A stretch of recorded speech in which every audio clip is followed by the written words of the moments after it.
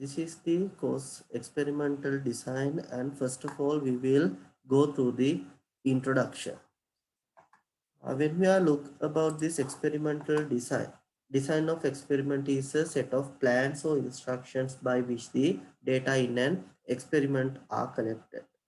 Therefore, this would be very important to design an experiment before the or the prior to collection of data. Otherwise, you will just collect the data and you do not know what should you collect for the analysis. Therefore, when you are doing a research or any experiment, the first of all what you have to do is you have to plan it. Therefore, when you are planning your research or your experiment, then the design of the experiment would be much more important. Therefore, when you have this experimental design, then the experimenter know what is the method of analysis that he or she can use for this experiment with the available data, and also the computations associated with the design of experiment are referred to as an analysis of variance. That is what I have tell you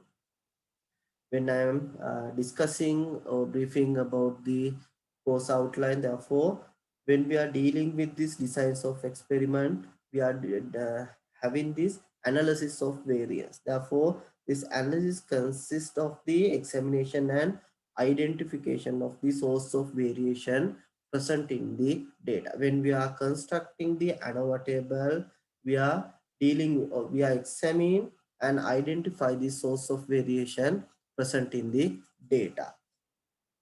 And when you are having this experimental design, we can, if you are design your experiment in the statistical manner, therefore you can have uh, efficiency and you will have the economy in the experimental process. Otherwise, you do not know what should you collect, how many data you should collect. Therefore, without knowing such things, then you are wasting your time as well as your money. Therefore, when we are dealing with the experimental design, we are dealing with comparing more than two populations.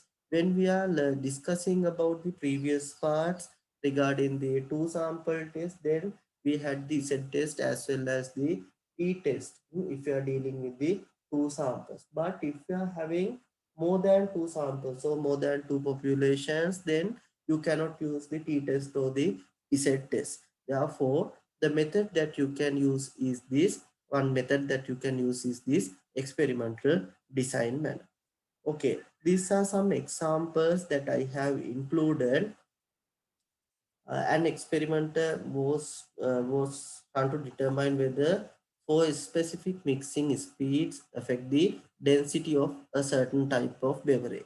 Therefore, likewise here, this experimenter want to know whether he is a manufacturer for this beverage, set type of beverage. Therefore, with the machine speed or with the mixing speed, he needs to know whether there is a change in the density of the beverage. Therefore, he has used four mixing speeds: 100, 125, 150, and 175. And then he has obtained some samples from each beverage under the each mixing speed, and then he has recorded the density. Therefore, if you need to the main idea of this experiment is to check whether there is an effect from the mixing speed towards the density of the beverage.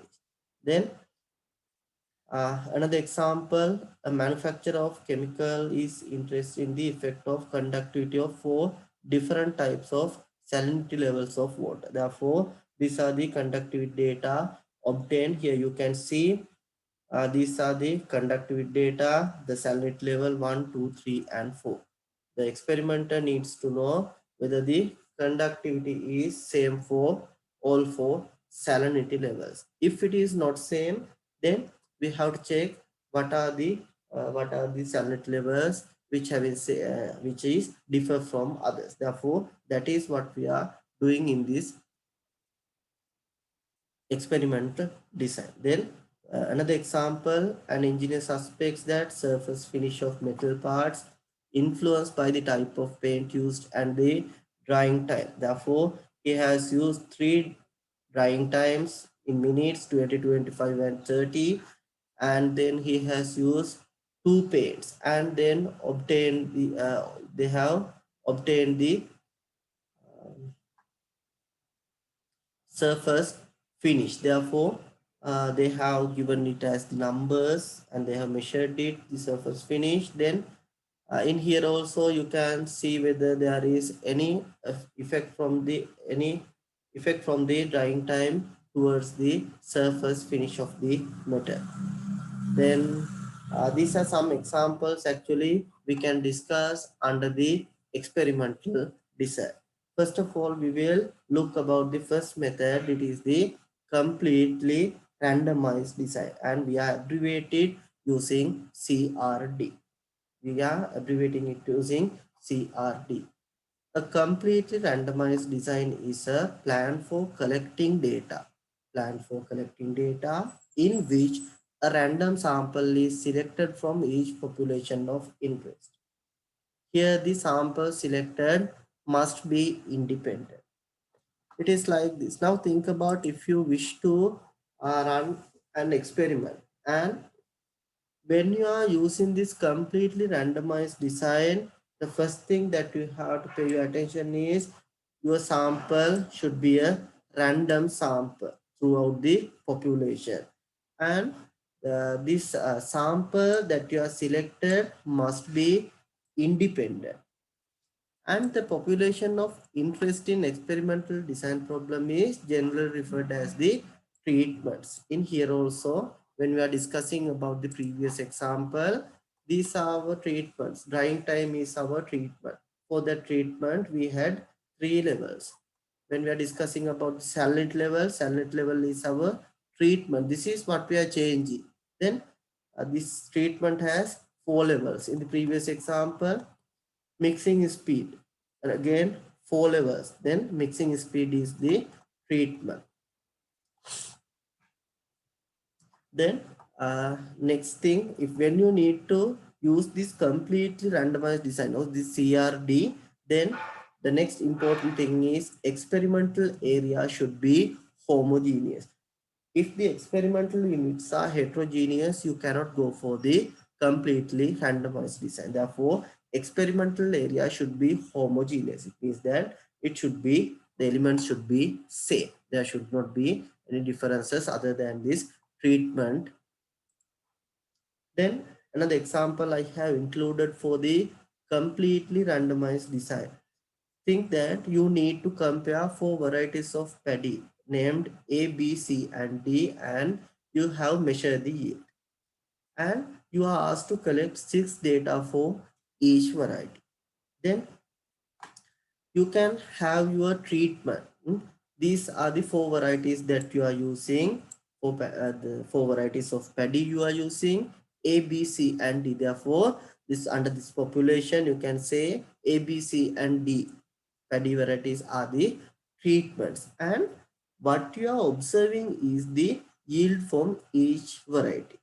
Therefore, yield would be the response variable or the outcome, or just we can say it is what we are measuring. It is what we are observing. Therefore, yield would be the response variable. Therefore, under this experiment, you need to identify whether all these paddy varieties are same. It means they are having the same yield, or they are having the different yields in their mean values. Therefore, when you need to perform this experiment, when you need to run this experiment, then what you have is you have to identify a field. Then field should be homogeneous. If the field is not homogeneous, it is like this. Now think about if you are having your field in this way. Just think about flat land. Just think about flat land, and if you are having all the conditions other than this paddy variety, if all the other conditions are same for this each plot, then we can say it as homogeneous. Now think about if you are having a land with some steep or the some slope. Now think about, or else now think about if you are having some stream around here. If you are having stream around here. Now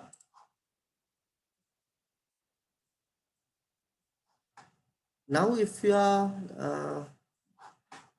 having your plots, if you are having your plots, what you can see for the plots in the most left hand side of this would be having more water once you compared it with the plots having with your right hand side. Therefore this plot and this plot would not be homogeneous. It is because this plot has affected by this water stream. Therefore if you are having the homogeneous plots or the homogeneous field, then you can apply this CRD method. But if you are having a scenario like this, you cannot deal with this CRD method, or the complete randomized design method. And now think about, if you go back to the example, what you can see is they are having 4 varieties and they are saying that they need to collect 6 data from each variety. Therefore, how many total plots you should make? Therefore, it should be the multiplication of number of varieties into number of data points you need to collect from each variety. Therefore, altogether, you must have 24 plots. Therefore, you can design it as the 4 by 6.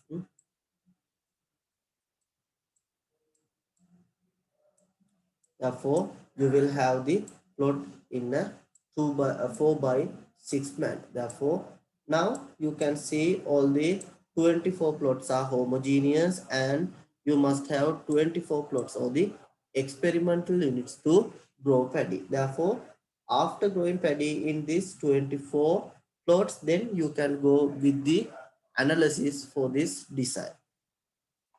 And now what you have to do is, now you are having 24 plots. For which plot are you assigning this treatment A? For which plot are you assigning treatment B?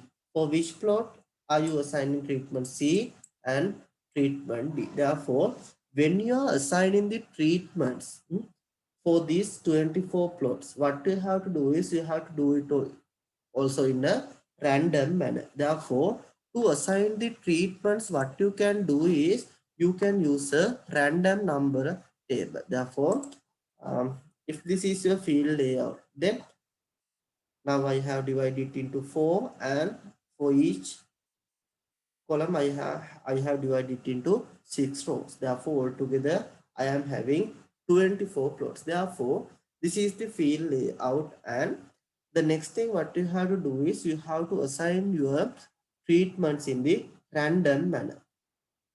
Then what you can do is, first of all, you can name your plots. You can start from any number. You can start from any number and then name your plots. Here I have you start from 11, then 11, 12, 13, 14, 15, likewise up to 34. I have named my 24 plots.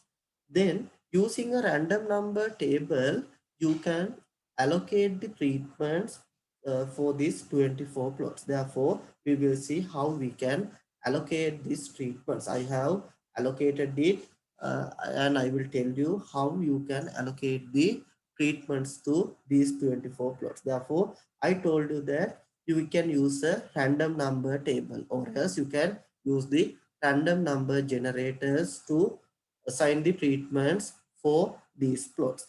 And when we are designing this experiment, what we have learned was we need to compare these 4 varieties, and from each variety we need to collect 6 data points. We need to collect 6 data points. Therefore, each treatment should be appear for 6 times. Then what you can do is you can identify these plots using a random number table. Which treatment should be allocated to which plot. This is the random number table. It contains contains columns and rows, and when you are assigning the numbers, you can use in a row manner or else in a column manner. Therefore, here I have used this row to assign the numbers. And I have named my plot with two-digit numbers. All the numbers are two-digit numbers. Therefore, what I can do is I can use the numbers as two-digit numbers. Therefore, first number that I am having is 30. Here I am having 30. 13 is in my table. Therefore, I have to assign treatment A to value 30. Treatment A to value 30. Then next two-digit number is 0, 1. You have taken 13. Then next two-digit number is 0, 1.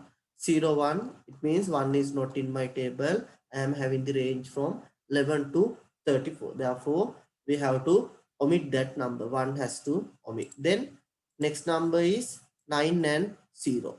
It is 90. It is again not in my table. Then next value is 72. Again not in my table or the not in my field. Then 74 not included. 51 not included. 06 not included. 89 not included. 31 included. Therefore 31 you have to again assign this value A. Then next number is 29. Again you can assign treatment A for this plot 29, plot number 29. Thereafter 40 is not included. Then for 38 you can assign 38 is not again in my range. I'm having the maximum of 34. Then 65 not included.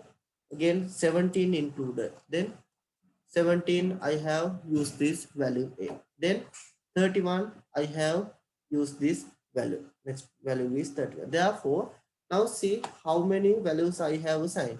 1, 2, 3, 4, 5 and 6. Since I have complete the 6 data points for the treatment A, again I do not need to assign treatment A for any of these plots. Then what I can do is, then I can identify what is the next number I can see in the random table. 31 it is gone now. The next number 44 not included. 25 we can see. Therefore 25 we can see, but for this 25 we have already allocated the value. Since you have already allocated the value, then again we do not need to pay our attention for that plot. It is because we have already assigned a treatment for that plot. Therefore the next number that we can identify is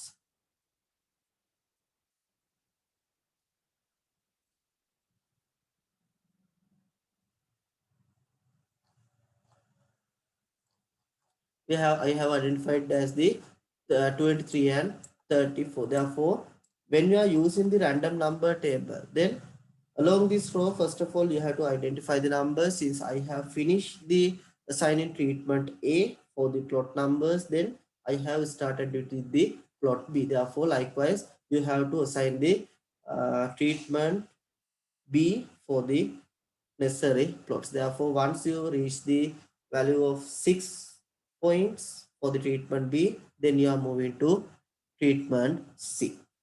Likewise, you can assign the values. This is how you are designing your field layout, and you are assigning the treatments for the plots that you have made for the experiment. After assigning these treatments, then what you can do is you can perform, you can do your experiment is that you can plant your paddy in these plots, the paddy varieties according to the treatment that you have assigned, and then after giving the necessary time, then you can see for the yield. After obtaining the yield, again you have to rearrange the data. Therefore, once you are arranging the data, then you can have it in this way. Therefore, for the plot 1, you had 6 data points. For the treatment 2 or treatment B, you had 6 data points. For the treatment C, you are having again 6 data points. For the treatment 4, again 6 data points. But one thing I have to tell you, When you are dealing with the CRD or the completely randomized design, there is no any rule calling each of the treatment should having with the same number of data points. Therefore, I have included one example. We will discuss it. Then this is for the general manner. We are seeing this CRD design. Therefore, here you can have k number of treatments, and here we are having, here we also you can see you are having n1 number of observations, here n2 number of observation, n3 number of observation. Likewise, you may have several number of observations for each treatment. Therefore, once you are having your data in this way, then what you can do is you can have the sample totals, and then you can have the sample means. For the you have to use this notation. Here this T1 dot says that it is the total of the first column. The total of the first column is you can state it as the total for treatment 1. Here total for treatment 2, total for treatment 3. Likewise, you can say total for treatment K. Therefore, you are denoting it as TK dot. And this is what you are saying as the grand total or the overall total. Therefore, we are denoting this overall total or the grand total by T double dot. T double dot stands for the grand total or the overall total. Then using this total, since you know the number of observations for each treatment, you can easily calculate the sample mean for each treatment. Therefore, again, you can have the sample mean for treatment. You can denote it as the y bar 1 dot.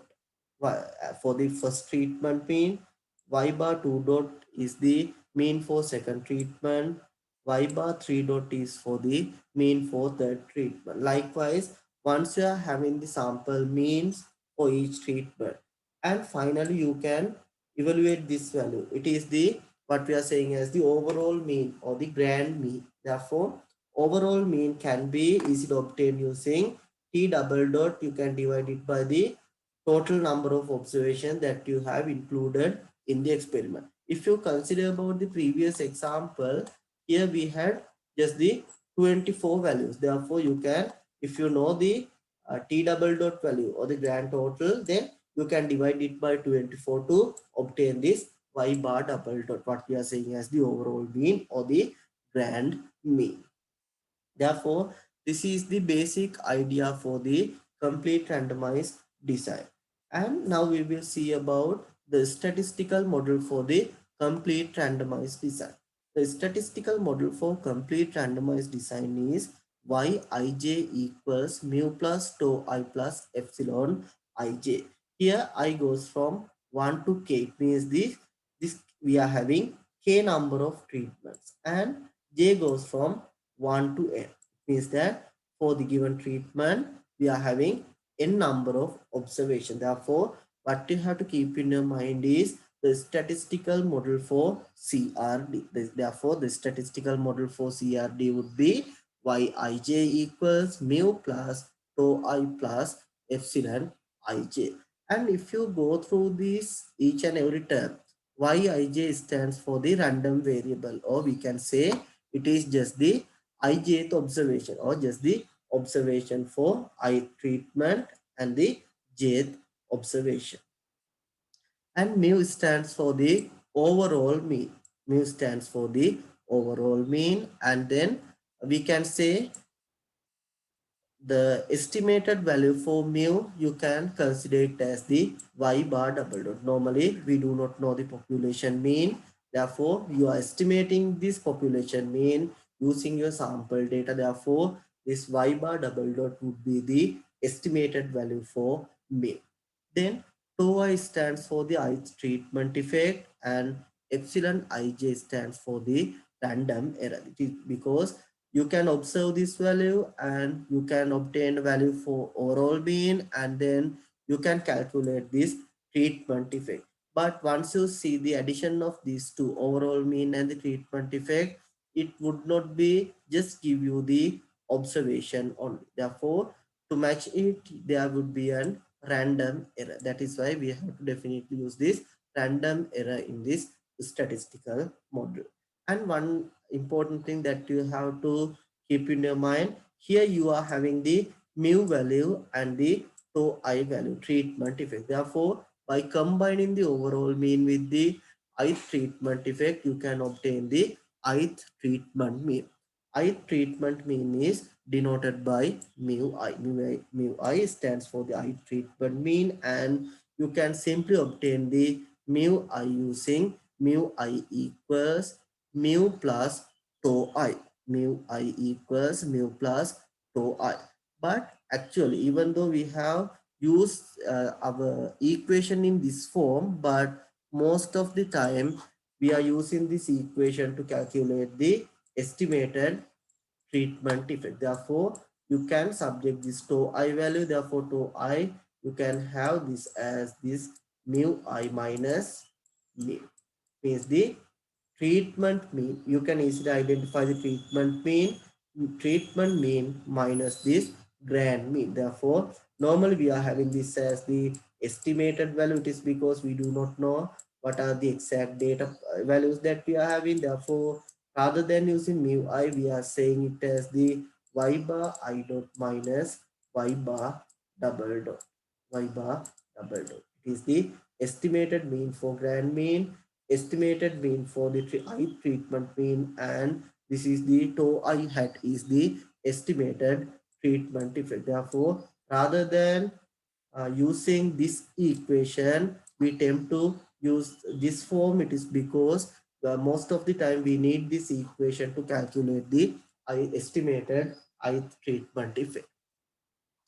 And when you are dealing with this complete randomized designing, when you are dealing with this complete randomized designing, you have to pay your attention for these assumptions. We are having some assumptions when we are running this. Then these are the assumptions. Assumptions are based for the random error. We are assuming that random errors are independent, as well as random errors having a normal distribution with a constant variance. Zero means random error.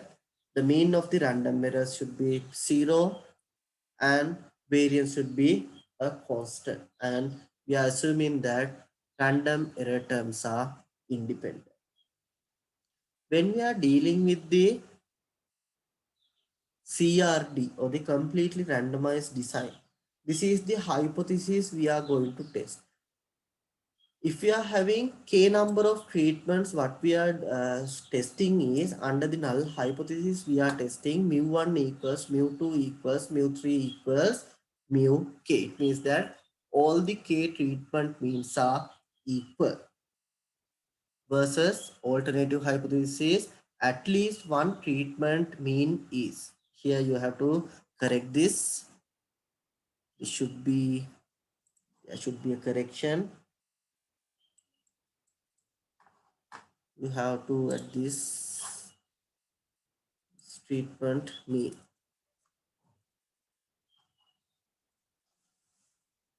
At least one treatment mean is differ from others. At least one treatment mean is differ from others. You can write your hypothesis in this manner, or else you can the same idea in the second hypothesis also.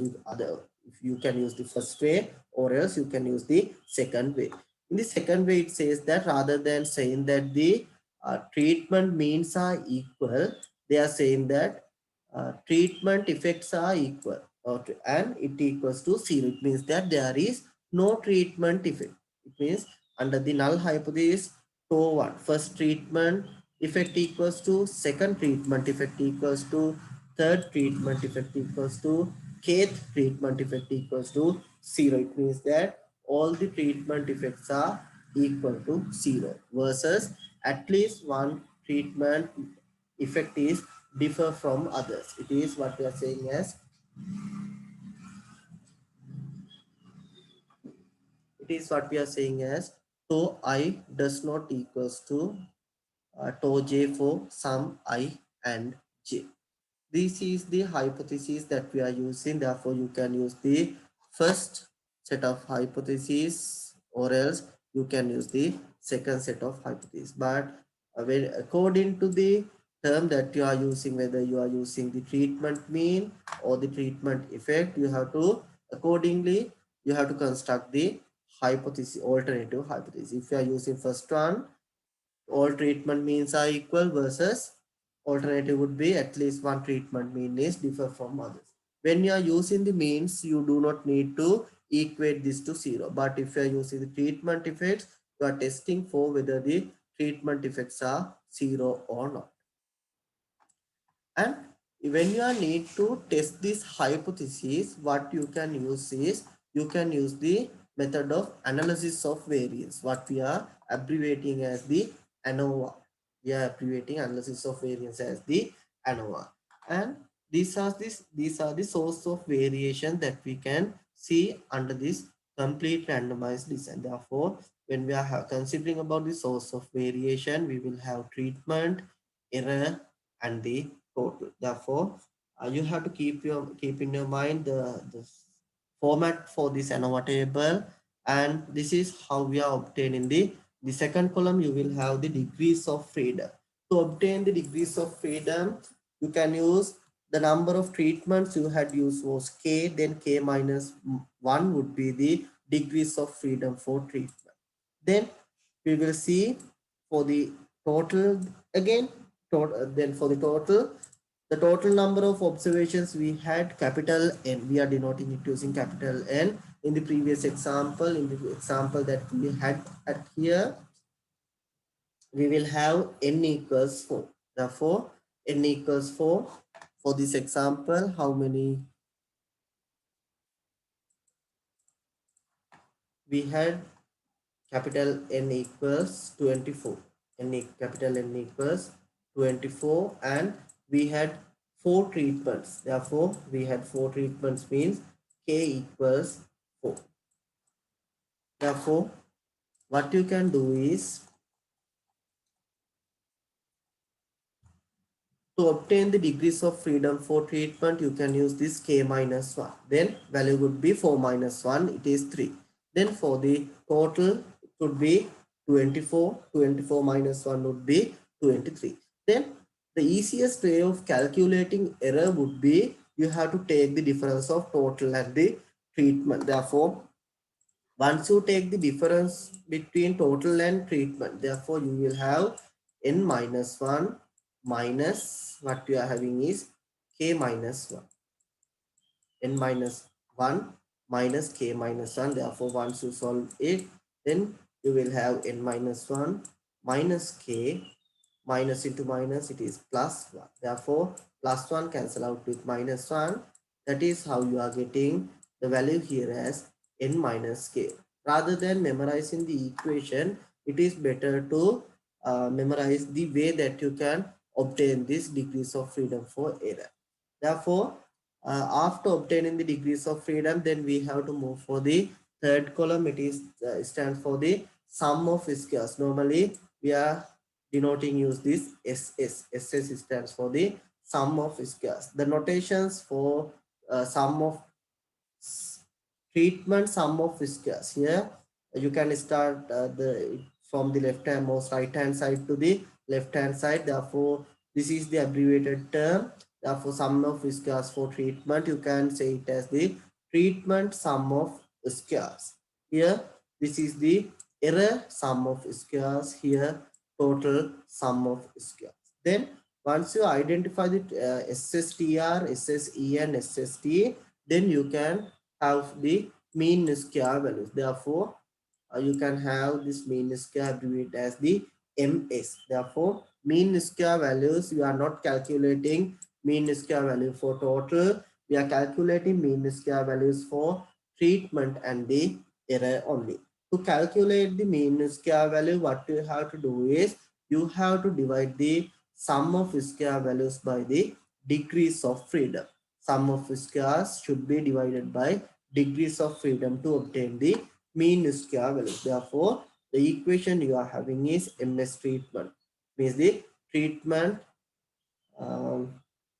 squares of mean square for treatment. You can get it by the treatment sum of squares divided by k minus 1. It is the degrees of freedom for treatment. Then mean square error, you can have it as the error sum of squares divided by its degree of freedom n minus k. Once you have obtained the values for this mean square treatment and the mean square error, the ratio between mean square treatment and mean square error is defined as the F ratio. Therefore, you can obtain the F value by considering this equation. F equals mean square treatment divided by mean square error. It is the ratio between the mean squares of treatment and the mean squares of error. This is how you are performing the ANOVA table.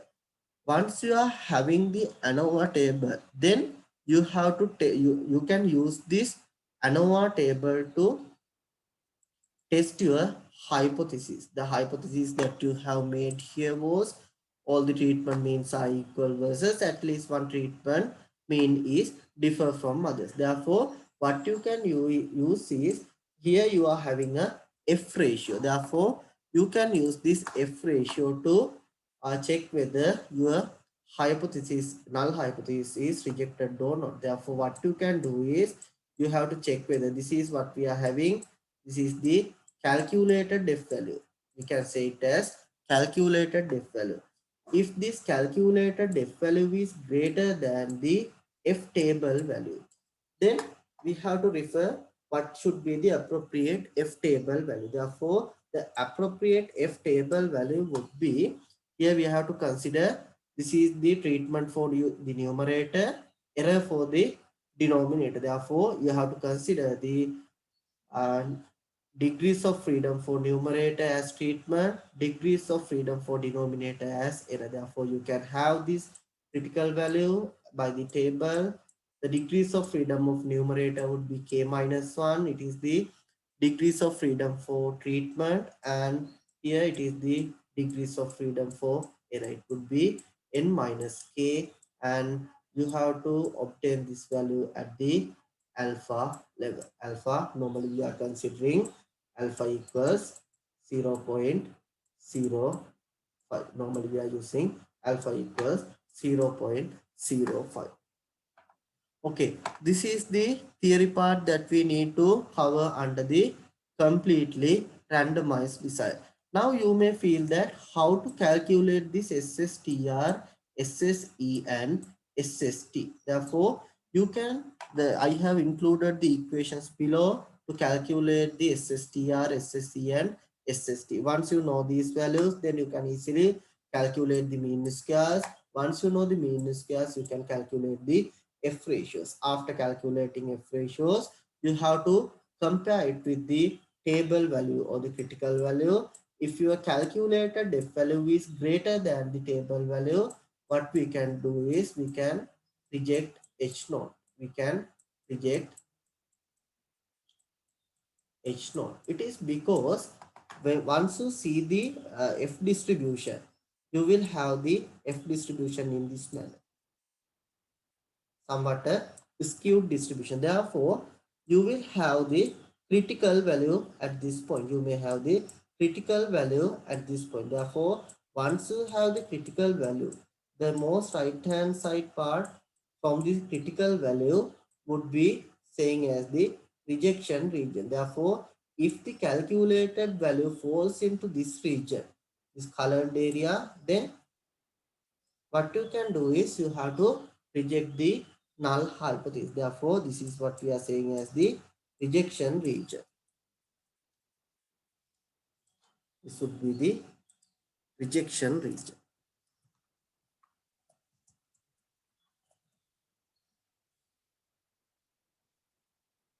The most right hand side part apart from this table value, or what we are saying as the critical value. Therefore, this colored area would be the rejection region. Therefore, now we will see how to calculate this sum of squares. Therefore, when we are dealing with the calculations of completely randomized design, first of all, we are calculating a term called the correction factor. Therefore, these are the formulas which will be useful for the construction of the ANOVA table. Therefore, first of all, we are obtaining a value for correction factor. Correction factor abbreviated as the C dot F dot. Therefore, first of all, you have to calculate the correction factor. To calculate the correction factor, what you can do is you can square the grand total. Here, T double dot is the grand total. Then you have to square the grand total value, and then you have to divide it by the total number of observations. Grand total square divided by the total number of observations. This is what we are saying as the correction factor. After identifying the correction factor, then you can go for the identification of the treatment sum of squares. To obtain the treatment sum of squares, you can use this equation. Here it says that the T summation of I goes from 1 to k, T I dot square divided by the Ni. Here Ti dot stands for the ith treatment total. Ti dot stands for the ith treatment total, and you have to square the ith treatment total, and then you have to divide it by the number of observations in the ith treatment. Ni stands for the number of observations in the ith treatment. And then you have to add the values from I goes from 1 to k. It means that for each treatment you have to find out this value, and you have to add the values until the kth treatment, and then you have to subtract the correction factor from that value. You have to subtract the correction factor from that value. After identifying this SSTR, then we are keeping this SSE. We are keeping this part aside for a while. It is because we are not going to calculate SSE using the complex equations. We can easily obtain this error sum of squares by having the difference of the total sum of squares and the treatment sum of squares. That is what I have told you at this point. When you need to take the error degrees of freedom, what you have done was you have subtract this k minus 1 from n minus 1. That is how you obtain the error degrees of freedom. Therefore, using the same method, we can calculate the error sum of squares. Therefore, you have to subtract this treatment sum of squares by total sum of squares. Therefore, using the same concept, you can obtain SSE equals, means error sum of square equal to SST minus SSTR. It is total sum of squares minus treatment sum of squares. When you see about the total sum of squares, you can obtain the total sum of squares using this equation. Summation I goes from 1 to k, and summation I goes from j to j, summation j goes from 1 to n, yij squared minus cf. If I describe about this term, this simply say, we can simply say it is the ijth observation. You have to square it, and then you have to sum the values for squared terms, and then you have to subtract the correction factor. Okay, yes.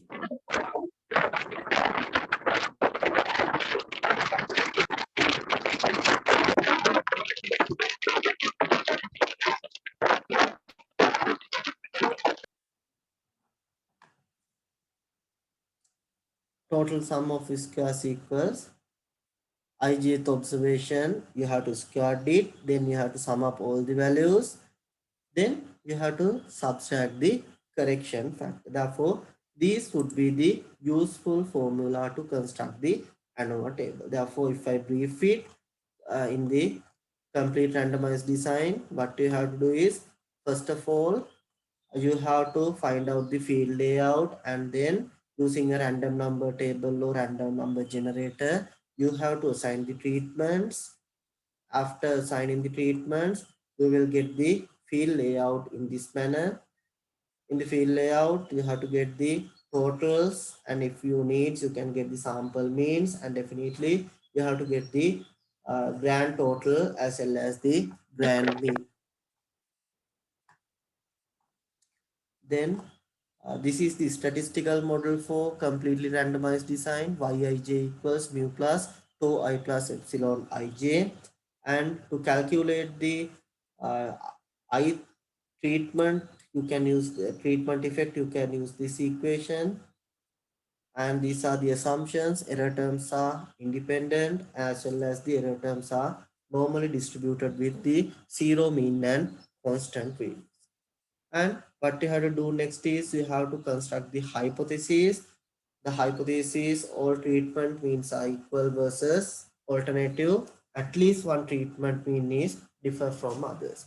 To test the hypothesis, you have to use the ANOVA table, and these are the useful formulas to construct the ANOVA table. Now we will go for an example. Then this is the example which I have mentioned at the very beginning of this lecture. An experiment was run to determine whether four specific mixing speeds affect on the density of a certain type of beverage. The experimental data has included in the following table. Now you can see here you are having the mixing speed 100, 125, 150 and 175. And for the mixing speed 100, they have identified 7 samples. For the mixing speed 100, 7 samples were obtained. For the mixing speed 125, 4 samples were obtained and they have noted down the density values. Then for the mixing speed 150, they have obtained 5 samples. For the mixing speed 175, they have obtained 6 samples. Other than the mixing speed, all the other methods of manufacturing this beverage should be same. It means that all the units, experimental units, should be homogeneous other than the mixing speed. Therefore, by assuming that they have considered this density value, here you are asked to construct the ANOVA table and write down the appropriate hypotheses for this and construct the ANOVA table, and you are asked to write down the conclusion. And as the last part of this, you are asked to write down the estimates for the overall mean as well as the estimated values for the treatment effects. Now we will see how we can solve this. The solution. If you see about this experiment, then here you are having 4 mixing speeds. 4 mixing speeds means you are having 4 treatment levels. You are having 4 treatments. For the first treatment, you had 7 observations. For the second treatment, you had 4 observations. For the third treatment, you had 5 observations. For the fourth treatment, you are having 6 observations. Therefore, here your treatments should be the mixing speed, and for these treatments you are having 4 levels, and we'll see mu I would be the ith population mean of treatment I. Therefore, first of all you are asked to calculate the ANOVA table, but prior to that it is better to write down the model. Therefore, how you can write it? You can say it is Yij, this equals mu plus tau I plus epsilon I j. Then you can here, since your j values are not same, then you can just say how many I values, levels of I you are using. You are having 4 treatment levels, therefore you can say I goes from 1 to 4. Therefore, this is your model. When you are dealing with this experimental design, first of all, you have to write down the statistical model. Therefore, this is the model. And then after stating the model, what you have to do is you have to you have to introduce these terms. Yij is the observation, ijth observation. Mu is the grand mean. Tau I is the ith treatment effect. Epsilon ij is the random error of ijth observation. Therefore, after stating the model, then what you can do is you can construct the ANOVA table. To construct the ANOVA table, you have to do some calculation. Therefore, I have included the calculation in this table. You can see this is the only thing that we had. The first two, if you see these first two columns, mixing speed and the density were the things that we have included in our data set. Once you are having this data, first of all, what you have to do is you have to construct another four columns. If you are using this way, then it would be really easy for the calculation. Therefore, for each treatment, first of all, take the summation. This is the first treatment summation. How I obtain it was, I have added all the 7 values and then I have obtained the summation as 152. Then for the second treatment, I have added these 4 values. Then I got the second treatment total as the 86.1. For the third treatment, 5 values were there. I have obtained the total as 108.6. Likewise, I have obtained the treatment totals for given 4 treatment levels. After obtaining these treatment values, treatment totals, then what you can do is you can consider, you can have the summation of these 4 values and it stands for the grand mean. Therefore, you can consider this 477.2 as your grand total. This is the grand total, not the grand mean. Is just the grand total and you are denoting it by the T double dot. Therefore, in another method that you can use is what you can do is you can add all these 22 values and you can check it. Again, you will get the value as 477.2. The easiest way is once you have obtained these values, you can get the summation of these 4 values as the grand total. After identifying the first column, then you have to take the square term of this value. You can have this next column as the square term of this treatment totals. It is because these values are needed for the calculation. Therefore, what you can do is here you are having this as 152 squared 152 to the power 2. You are having 23,104. 23,104. Here you can have 86.1 squared, then 7,413.21. Here 11,793.96. Here the square term you got the value as 17,030.25. Therefore, it is 130.5 to the power 2. Likewise, you can obtain the values for this column. Then the next thing what you are doing is you are having the values for yij dot squared, yij dot squared values. Therefore, actually this should be, rather than saying like this, you can say this as the summation of j goes from 1 to n yi squared value. Summation of j goes from 1 to n yi j squared value. Therefore, here you are having the values for y. Here you are having values for y squared I. Therefore, nothing to worry with this notations. No need to worry with the notations. You just need to have the idea of obtaining these values. Here what you can do is you can square this value and add it to the square term of this, at the square term of this, at the square term of this. Therefore, you have to square each value and you have to sum up the values.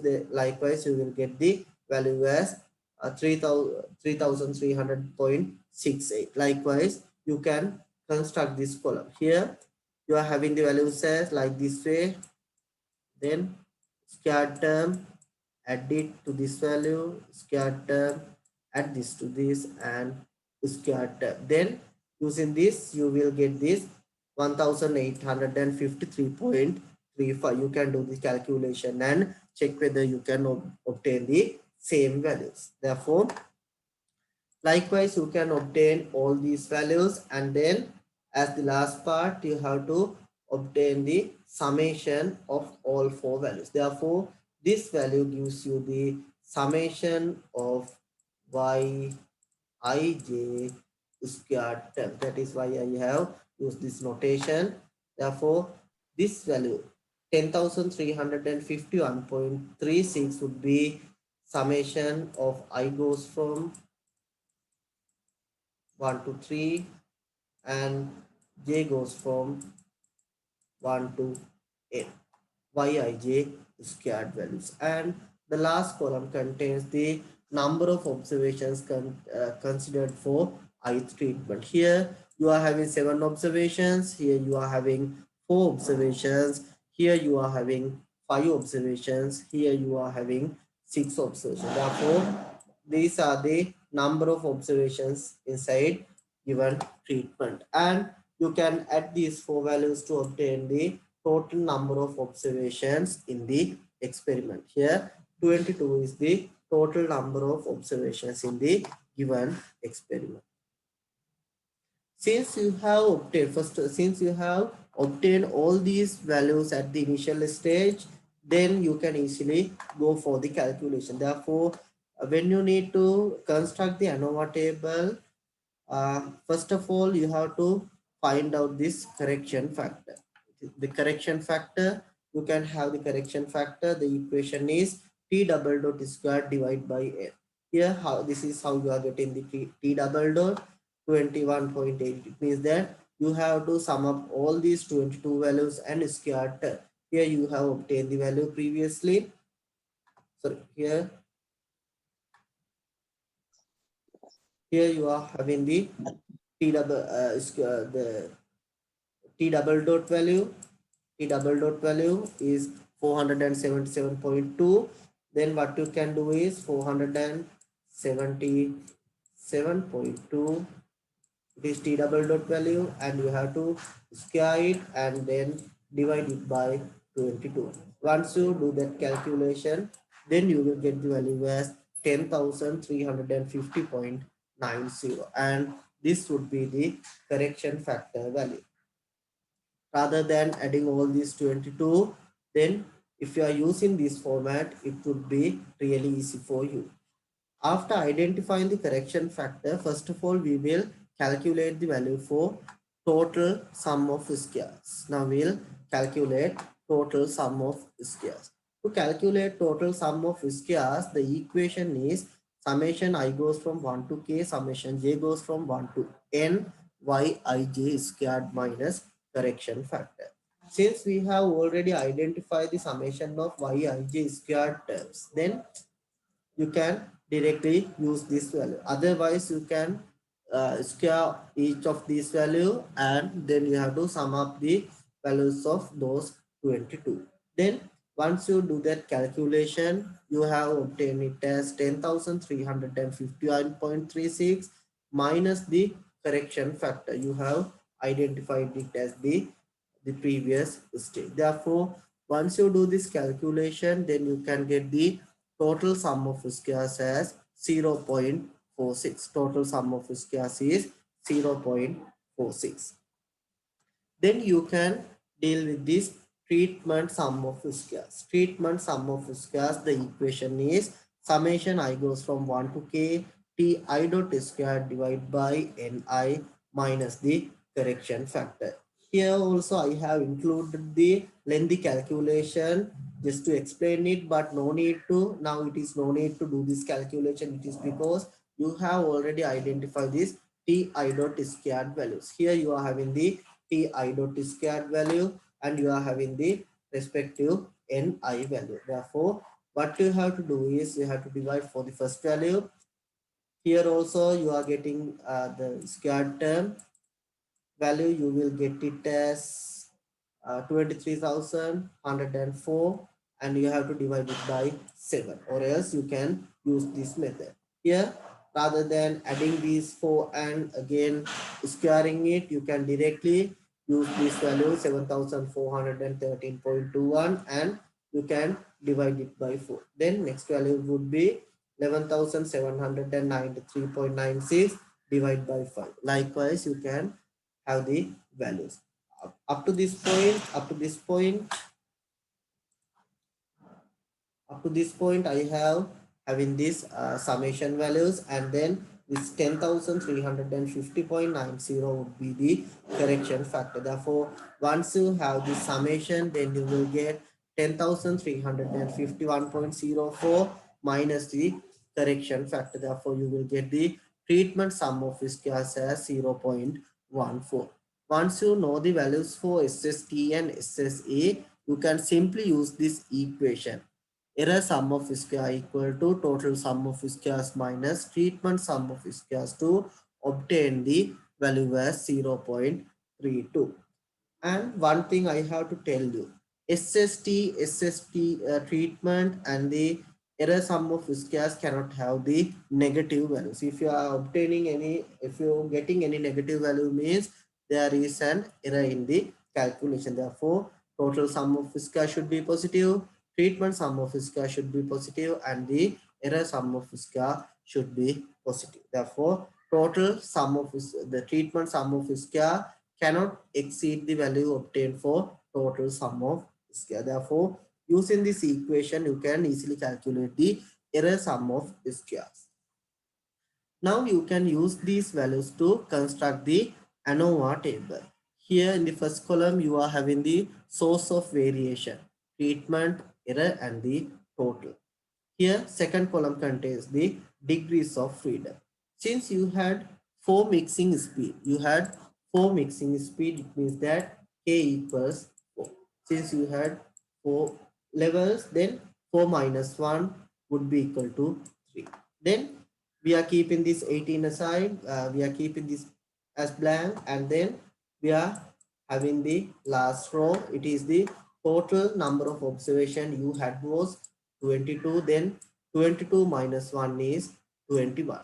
Then to obtain this value, what you can do is to use the 21 minus 3, or else you can use this 22 minus 4 or n minus k equation you can use. Otherwise, rather than memorizing such number of equation, you can simply take the difference of total and treatment to obtain the error degrees of freedom. Then you have obtained the sum of viscous for treatment, error, and total. Total was 0.46, treatment was 0.14. Then taking the summation of these two, taking the subtraction or the difference of these two values, then you can easily obtain the value for the error sum of viscous as the 0.32. Then you can calculate the mean viscous. To calculate the mean viscous, what you can do is you can take the division sum of viscous. You have to divide it by the relevant degrees of freedom. Therefore, 0.14 divided by 3. 0.14 divided by 3, you will get this value. Then 0.32 divided by 18, it is the degrees of freedom associated with error. Then you can obtain this 0.0178. After that, what you can do is you can now take the ratio between this mean viscous treatment and mean viscous error. Mean viscous treatment and mean viscous error. Then you can have this ratio 0.0467 divided by 0.0178. Therefore, once you consider this ratio, then you will get the F ratio as 2.68. You can obtain the F ratio as 2.62, not the 68, 2.62. Now you have construct the, or you have complete this ANOVA table. Then what you can do is, in the next part of this question,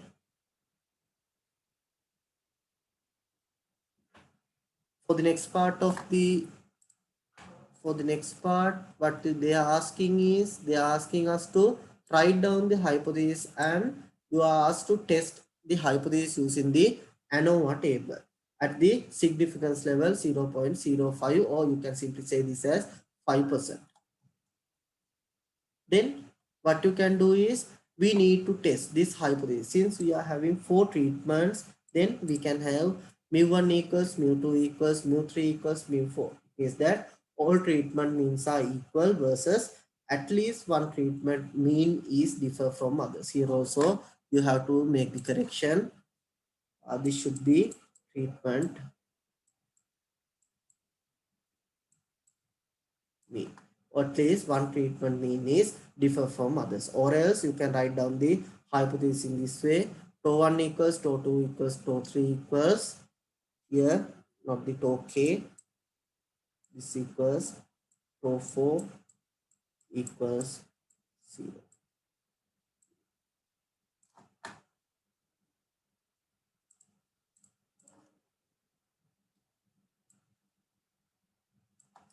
This is the only part. Tau1 equals tau2 equals tau3 equals tau4. It is because you are just having 4 treatments only, and tau I not equals to tau j for some I and j. Then what you can do is, this is how you are writing the hypothesis, and then you can test this hypothesis. You can test the hypothesis. Therefore, the calculated F value was 2.62. Calculated value was 2.62, and then the to calculate it, what you had treatment, you have treatment and error you have considered. Then degrees of freedom for treatment is 3, degrees of freedom for error is 80. Then what you can do is you can identify the critical value. You can identify this critical value using the F table. Therefore, what you are considering is F318 for 0.05. Therefore, when you are writing this value, first of all, always you are writing the numerator degrees of freedom. Numerator always stands with the, for this, it always stands with the treatment. Here, next value is 18. This is degrees of freedom for error. Degrees of freedom for error, and this is the alpha level. Alpha equals 0.05. You can use the F table to identify this value. This is how you can identify the values. I have included the F table. You need to check for this value. Then if you go below, here you can have, this is the F table at the alpha equals 0.05. When you are reading the F table, first of all you have to identify the relevant column. Always in the horizontal way, you are having the numerator degrees of freedom. It is the first value that you are having, and in the vertical manner you are having the denominator degrees of freedom. Therefore, what you can do is, first of all you can identify the value here. Value is 3, and then next value you have to identify is 18. Therefore, you have to match the column and row for the relevant value. Here you are having the value for this value 18, you are having, this would be the value, necessary value for calculation. It is 3.1599. First you have to go with the horizontal way for the numerator degrees of freedom. Then vertically you have to identify the denominator degrees of freedom. Here horizontally value was 3, vertically value was 18. Then once you match the relevant row and column, then you get the critical value or the F table value as 3.1599. Then what you have to do is you have to compare this value with the calculated value. Here what you have obtained was critical value, or the calculated value was 2.62, critical value was 3.1599. Critical value was 3.1599. Then what you have to do is, now you can compare these two values. Therefore, when you are doing the calculation, you can just draw this graph. Then what you can see here is, here you are having the vertical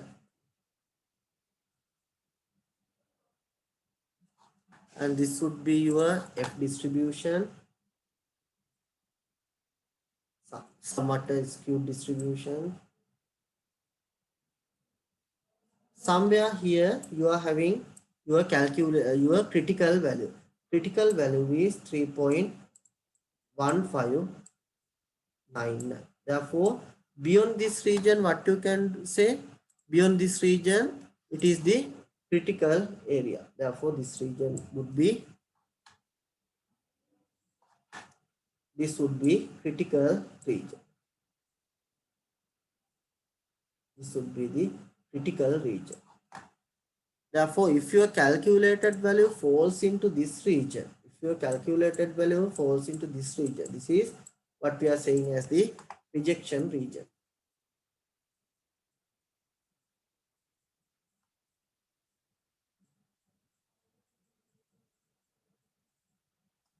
Rejection region. But once you see your calculated value is 2.62. 2.62 is somewhere here. 2.62 is somewhere here. Since your calculated value does not falls into the rejection region, then what you can conclude is you are not going to reject the null hypothesis. Therefore, you cannot reject this. Therefore, you can say that all the treatment means are equal. Therefore, what you can say is, since the calculated value is less than the critical value, then H0 is not rejected under 5% significance level. It is because the calculated value is less than the table value. Since it is not falling into the rejection region, you are failed to reject H0, or they fail to reject null hypothesis. Therefore, it can be concluded that there is no significant effect from mixing speed on the density of the beverage at 5% significance level, or else you can write it in the other way. Therefore, it can be concluded that there is no significant difference from the means of the density for mixing speed. You are just saying means are equal versus at least one treatment mean is differ, or else no treatment effect versus there exists treatment effect. Therefore, in here, since we are failed to reject H naught, we can say that there is no significant effect from the mixing speed. This is how we are testing the testing the hypothesis using the ANOVA table. As the last part of this question, what they are asking is, in the last part of the question, they are asked us to find the, they are to estimate, find the estimate for overall mean, find the estimate for overall mean, as well as estimate for the treatment effects. The estimate for overall mean, you can simply get the value, estimate for the overall mean. You can get it in this way. Estimate for the overall mean, you can say it as mu hat. Estimate for overall mean would be mu hat. For the mu hat, estimated value, you can take it as y double dot bar. It is the grand mean. Y double dot bar, it is the grand mean. Then what you can take here is, here you can obtain this by T double dot divided by capital A. What we had was 400, and what was the value we had for the grand total? Grand total was 477.2. Here we had 477.2 for the total. We had the value as 22. Therefore, once you do this calculation, then we will end up the value as 21.69. Therefore, estimated mean, here there should be one, this should be estimated overall mean. Estimation for overall mean is 21.69. This is how you are doing the calculation. And then they are asking us again the estimated treatment effects also. Therefore, estimated treatment effects, you can use this equation to calculate it.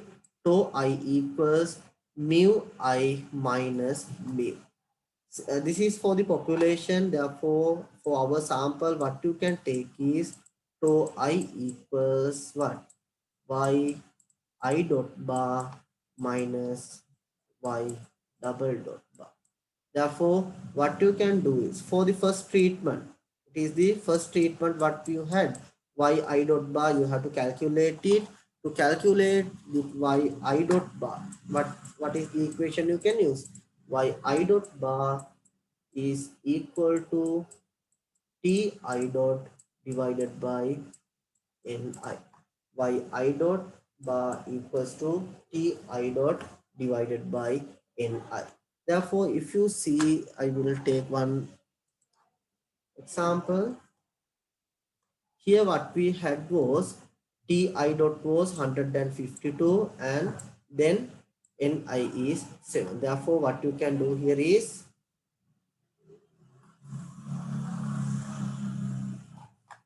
for the first treatment mean, what you can do is here you had 152 divide by 7 minus the value that you have obtained for y bar double dot is 21.69. Therefore, the value you will get is 0.02. Therefore, the estimated treatment effect, here estimated treatment effect is 0.02. Likewise, for the next one, you can have 86.1 divided by 4 minus this 21.69. Then you will get it as minus 0.17. Treatment effects can be plus value, minus value, or 0. If 0 means there is no treatment effect from that treatment towards the mean. Therefore,